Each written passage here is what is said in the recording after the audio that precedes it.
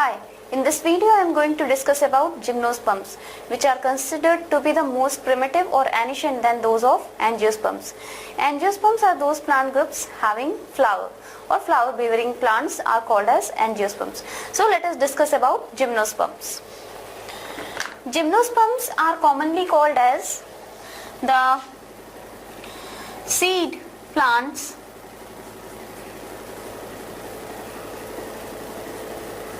without fruits.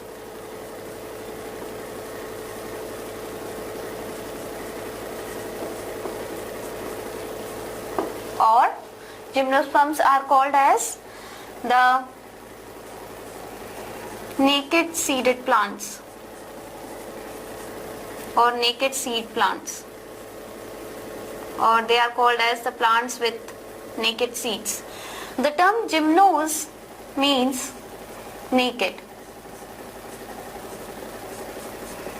and the term sperma means seed. So gymnosperms are those plants or the plant groups which generally includes those plants having naked seed or the seed plants without fruits. Generally, the gymnosperms are considered to be the plants having seeds, or we can say the ovules, in which the ovules are not enclosed in any of the ovary wall, and this remains exposed. The ovary walls are not present, or we can say the ovules are not enclosed by the ovary walls and they remain exposed even after or before fertilization. So the ovary remains exposed or is not covered by the ovary walls. Generally, the seeds in these plants, as after post fertilization, also remains naked, that is without any covering. Therefore, the gymnosperms are called as the naked seeded plants. Generally, the gymnosperms have a well developed taproot system. We are discussing here about its external features. So, the gymnosperms have well developed taproot systems. In some of the cases, like in some of the plants, the root system of the gymnosperms is associated with a fungal association which is called as mycorrhiza.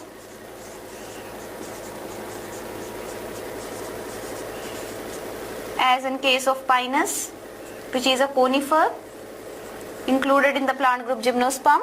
So mycorrhiza is a fungal association which is found in the roots of gymnosperms. And secondly, the coralloid root,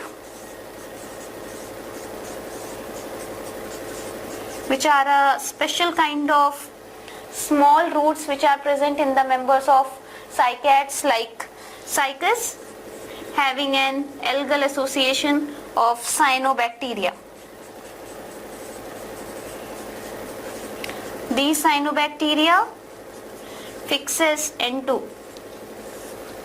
So what are the role of cyanobacteria in the coralloid roots of cycas? It generally fix atmospheric nitrogen.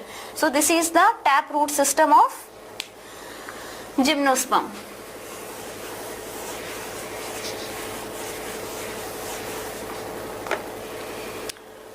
Then talking about the leaves of the gymnosperms are well adapted to withstand with certain environmental conditions, that is like temperature,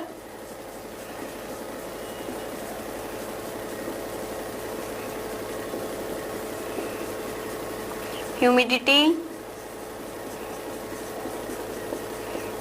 and wind. In some of the cases there are two types of leaves which are found, that is branched and the one is unbranched.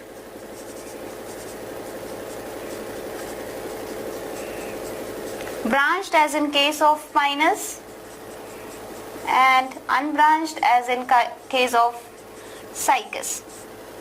In the case of cycas, the pinnate leaves, a small type of leaves, remains for several years in cycas, these pinnate leaves. In pinus, which consist of the needle type of leaves,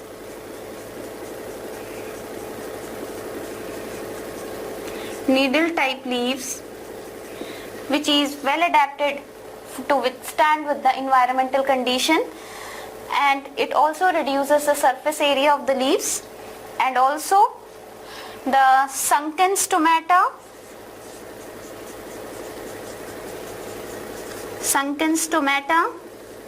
and thick cuticle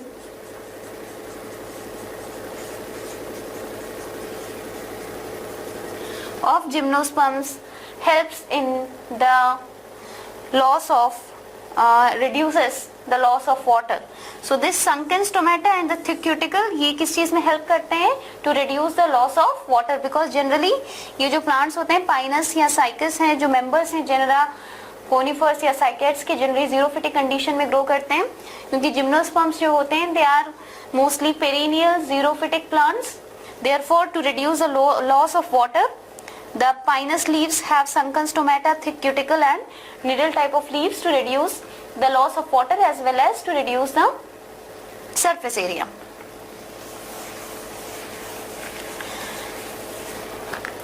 Mostly the gymnosperms is divided into root, stem and leaves. When we look through the gymnosperms, then the plants included in the gymnosperms are mostly medium sized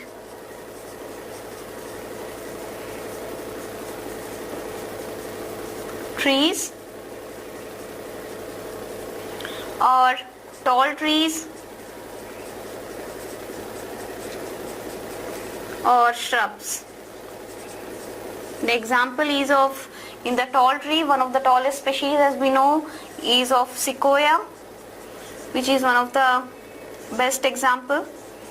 Sequoia is a plant species which is very tall, a giant tall we can say. This is a member of the plant group Gymnosperm.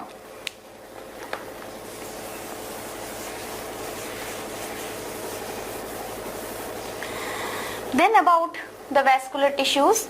The gymnosperms consist of vascular tissues.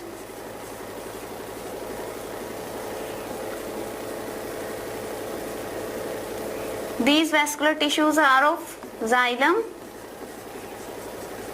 and phloem. The vascular tissues consist of xylem and phloem, and these xylem and phloem are arranged in vascular bundles.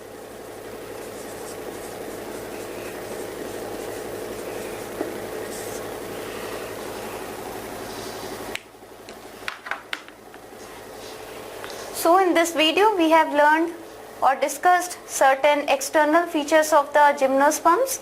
In our next video we will continue this topic regarding the reproduction in gymnosperm.